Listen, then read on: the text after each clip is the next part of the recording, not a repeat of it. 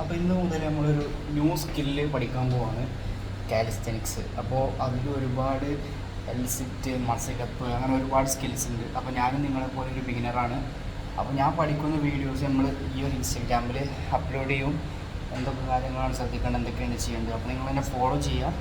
നിങ്ങൾക്ക് പഠിക്കണമെന്നുണ്ടെങ്കിൽ എൻ്റെ കൂടെ ഫോളോ ചെയ്തിട്ട് പഠിക്കുക. പിന്നെ നമ്മളൊരു വാട്സപ്പ് ഗ്രൂപ്പ് തുടങ്ങുന്നുണ്ട്.